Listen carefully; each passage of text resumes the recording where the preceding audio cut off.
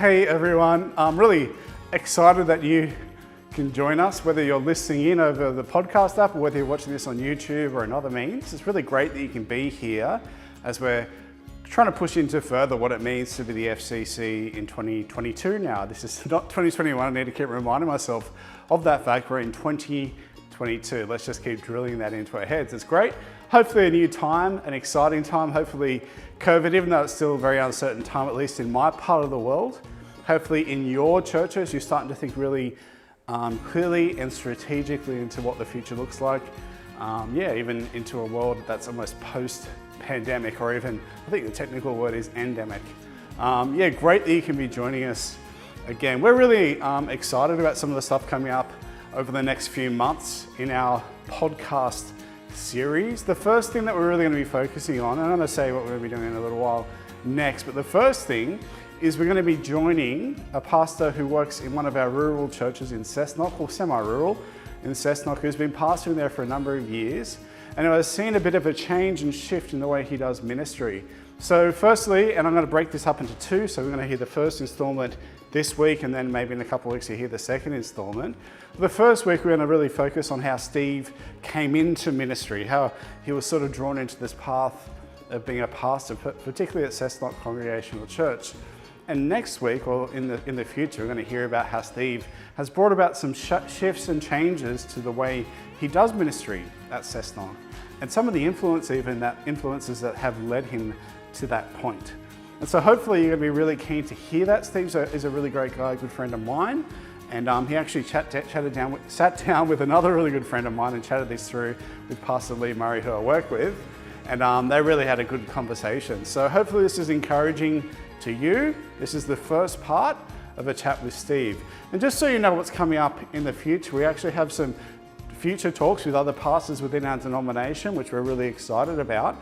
Plus we have some content from our pastors retreat, which was held in sort of towards the end of last year. We're going to really push into some content and some talks by a fellow called Derek Hanna, who's one of the leaders in a church planting network called the Geneva Push and Reach Australia. Really applicable stuff for our fellowship at the moment. So it'd be great if you could join us then. But like I said, without further ado, I'm going to hand over to Lee and Steve for the first part of their chat. I'll see you in a bit. Why don't you start by telling us just a little bit about yourself, where you're from, and what you did maybe before ministry, and then part of this, the journey that you have had in getting to Cessnock.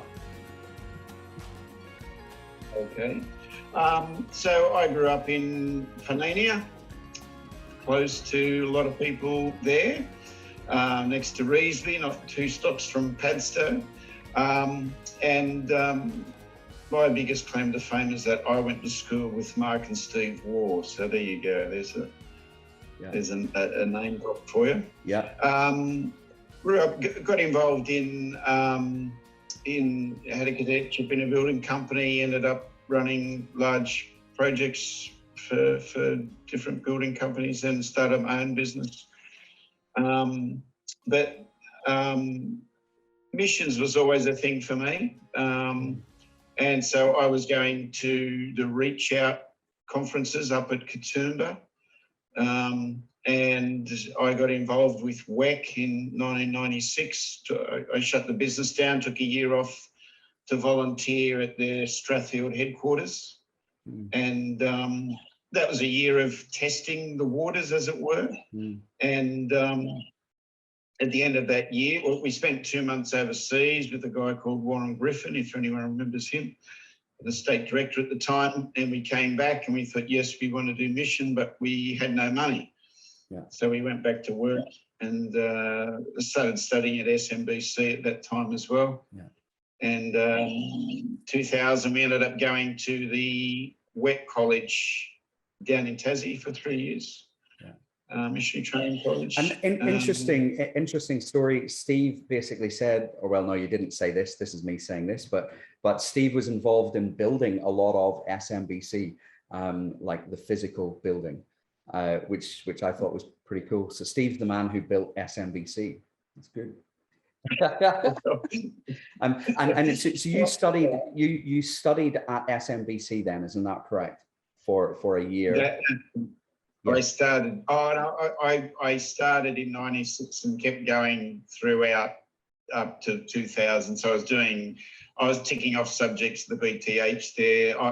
So for those that know the library, the underground car park, the lift well, and all that, and yeah, I was the project manager on all of that stuff. So I would get there at about 6:30 a.m.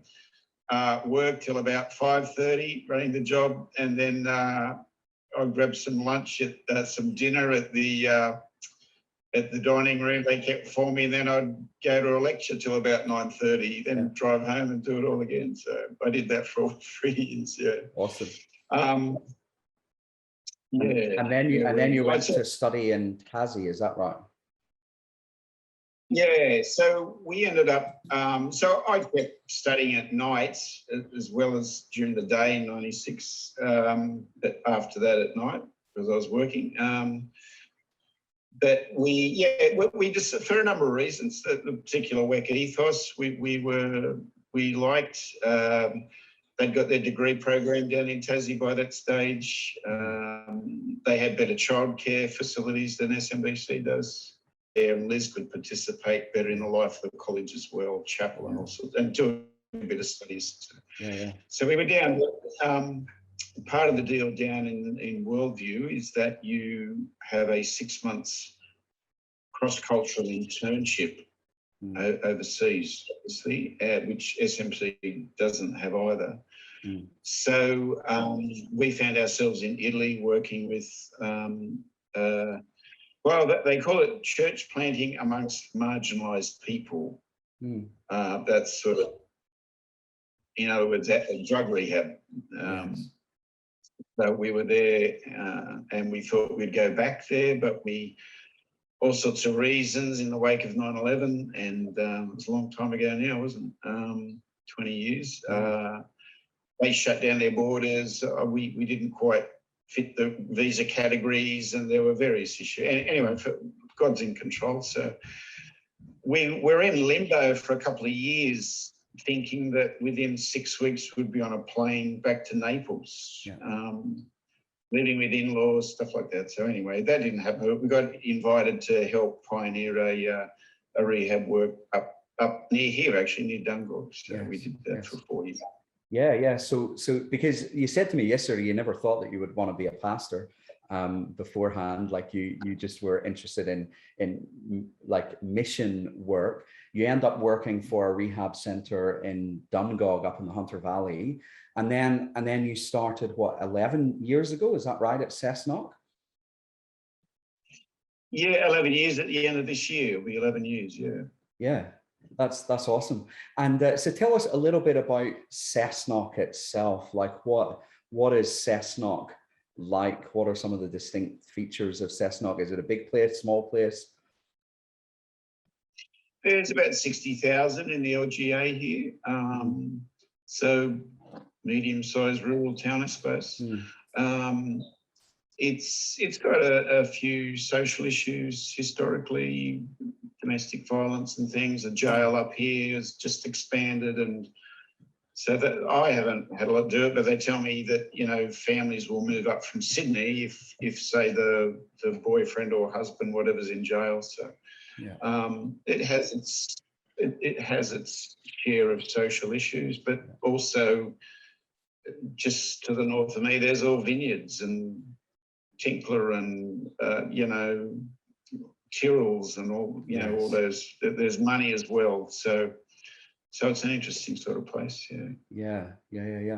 And what was church like? So 11 years ago, you turn up to be the pastor at Cessnock Congregational Church. What did church look like back then when you first started there? Well, we, in our classic white weatherboard gabled, little building that it is, we met there, and it was good, but it was people there had been going there a while. Con had built it up. Like you say, it was good to mention the support from the FCC. Must be 30 years. Con was here for 22 years. And when he arrived, there were 6 little old ladies just keeping the door open. Yeah. And then Con came, and over 22 years, he built things up slowly there, and some more families got involved, and Con was supported by the home missions, as you say. They couldn't afford to pay for him, so it was that strategic investment that the supporting Con that kept the doors open, and some growth came through that time, which was wonderful. And then I turned up, and there were. I never count numbers, but I know how many seats were there. I don't know, might be 40, 50 people there, something like that on a good day. And but a good mixture of ages. Family, so a good spread of demographic.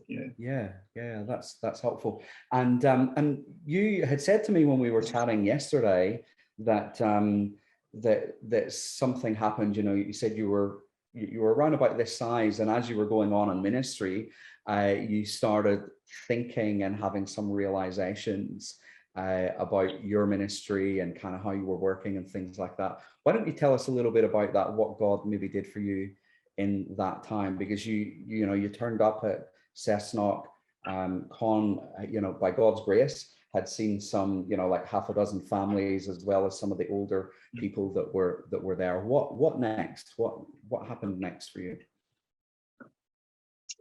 Well, I just got into it. I didn't have a job description. There were no KPIs. There was none of this sort of stuff there. Well, it was around that in those days too, but the church was just sort of come and preach and be the pastor.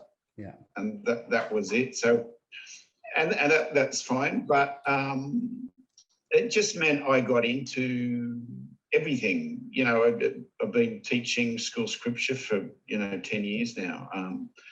Preaching, obviously, doing the pastor thing, but I was very conscious that I was very green, and at the same time as getting into it, didn't really have much of a clue. So you get yourself very busy just doing the work that we do, visiting, pastoring, preaching, and everything, and that went on for some time. But I realised that for whatever factors or influences or came into my head, that I need to start thinking about things a little bit more strategically. That idea of everyone's probably heard of it. There's doing the business, and then there's you need to stand back and work on the business. So you can do the business of church, but then that can keep it's that whole Stephen Covey thing too. We're all doing the immediate and the urgent. Yeah. And it's that idea of just standing back. Well, let's think a bit more broadly or longer term, strategically, however you want to do it. So, and one of that was critical. A few years ago now, 4 or 5 years ago, at what was called Team Pastoring before it became Reach Australia. And Hurd just said something in the midst of his talk. It wasn't. I don't know what his talk was about but he said a phrase that just resonated with me. And he said, if you want to get the gospel out, you've got to be organised. Yeah. And it was just a passing comment in a wider train of thought, but that just lodged in me in a very significant way. And so I don't consider it organised. Yeah, Steve, sorry, if we can, I just want to go back and maybe underline something there, because you found that you were just going, you were just doing what you were doing in ministry, and but something changed, and it wasn't just that you wanted to get organized more for the sake of organization, or working on the business or like of church or whatever, if we want to call it that way. But there was a bigger motivation for you, wasn't there? In that whole thing, like that God just went, oh, what was that? Tell us what went on for you. Well, I think all of us, I would hope, want to see the gospel out there. We want to be engaging with our community. We want to see conversion growth. We want to, discipleship is a word that is just bandied around, and so it can be like love, actually. It can mean everything and nothing. And yet, if we're going to be, have God's heart for the communities that we're all in, so I'm just thankful that the Lord sort of pulled me up. Andrew spoke through that, and just, I suppose that heart's always there, but it's putting your head above the parapet and just thinking, well, is the busyness of day to day actually fulfilling that, or do I just need to pause, pray, assess, and so there's a passion for the gospel, and the Lord encouraged me at that time to do that. And so what were some of the changes then that you made in and around that time to your ministry that maybe helped move you along a couple of steps in that? What were some of the things that you were thinking about? What was well, I wasn't doing everything, but in one way I was. I realised I didn't need to, get more people on board. So we did a number of things. The first thing we did was set up, work through the whole approach of teams. So let's get a welcoming team. Let's get half a dozen people that are good welcomers, and let's get them. So, because as the church is growing over them, we moved 4 times, and more people are coming in, and it was around that time that I got to the point where I was missing people. When the church is small, I'd always beeline any visitor after the service. You chat, you engage, you want to do that. But I was realising that people had come and gone. I didn't, and they'd say, "Oh, did you see the guy with the brown coat?" And I'd say, "No." And so we had to, we're all finite. So we got a welcoming team. We've got a team to look after small groups. There are 9 teams now. Just giving people roles, jobs, responsibilities, and the intentionality of an intentional sphere that they may have been doing these things anyway, but making that all more explicit and intentional. But teams was one. And that's a great picture of Ephesians 4, isn't it? That the pastors and the teachers are to equip the saints to make disciples in the church, and but it's hard to get that mobilized and get that moving. But I think one of the lines that you said to me yesterday was that it was just in one sense just you asking and going, well, hey, we're bigger. We used to be like a large home group, and now we're a bit bigger, and a bit like in Acts 6, like we need to change some of the things that we do so that we can actually best care for people and see them growing in maturity in their faith. And it's teams was one thing that you started moving towards, but then you also mentioned things like communication and vision and things like that some of those things you just went, these maybe need to change now as well. That one of our deacons is a pretty top shelf executive sort of guy, and he said that we do this thing called Blue Sky, which is De Bono's hats.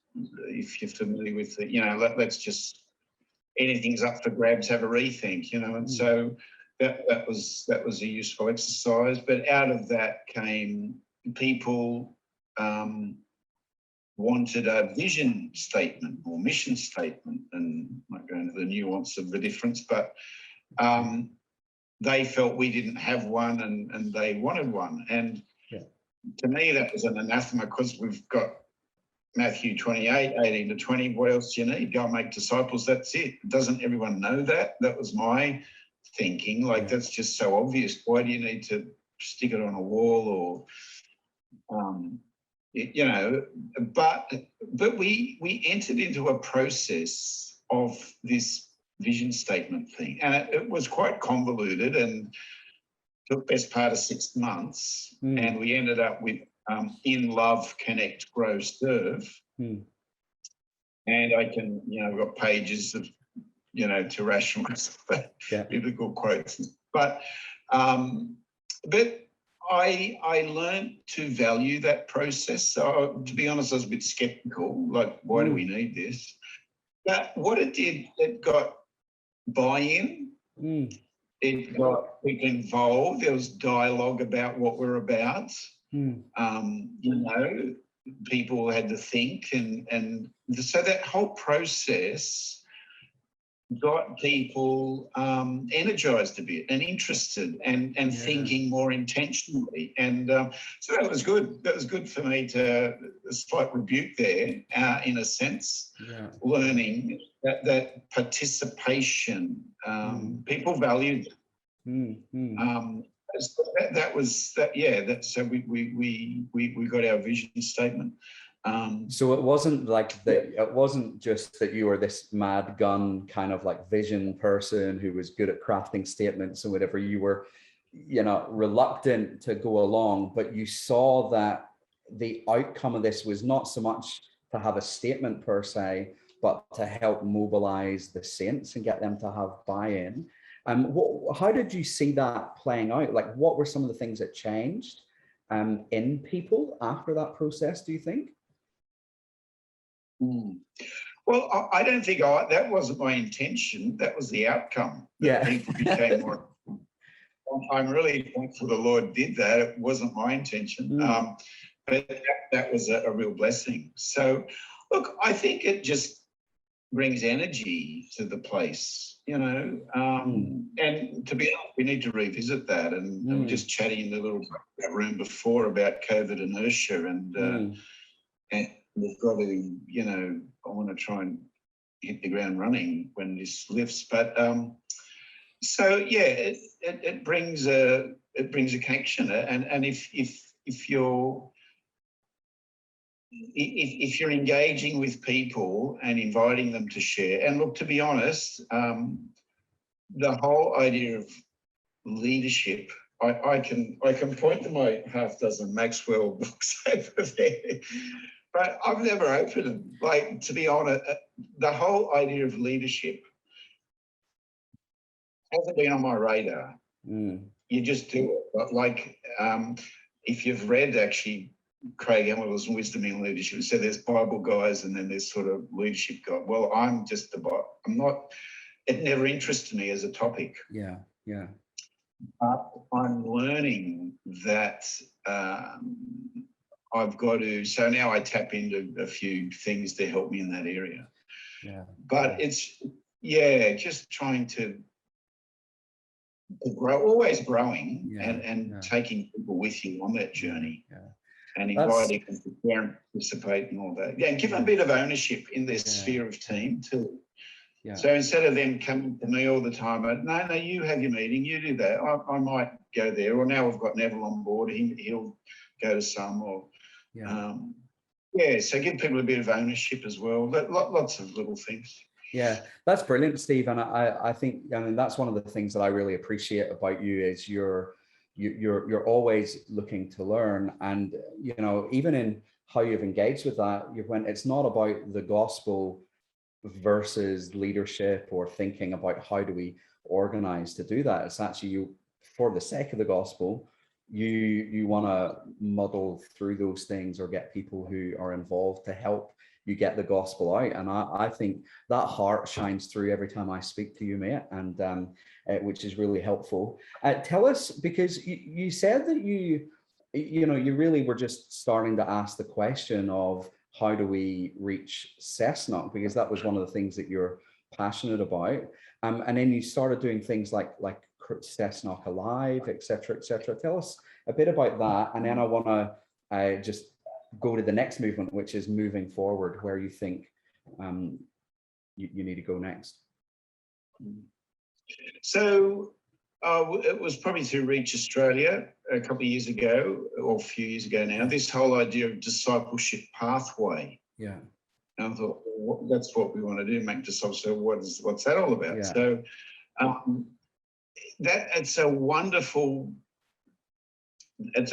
thing just to stop and think about what that is. So basically it's a funnel. So imagine a big open-ended funnel you're pouring something into.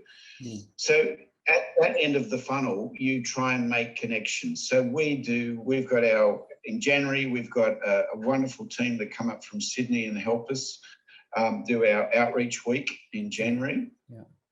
It's a bit of outreach, but as a whole church activity with Cafe and Cafe Connect and various things. So we've got that. Unfortunately, the last 2 years, we've just had to cancel the Christmas in July.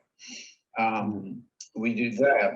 Our women's team leader does things, more or less monthly, but the whole focus and intention is activities. She's very crafty, so she got them painting things the other day. So there's that. There's the men at the pub. There's all these things are connection points with community. Yeah. So they're low gospel, high connection, easy invite.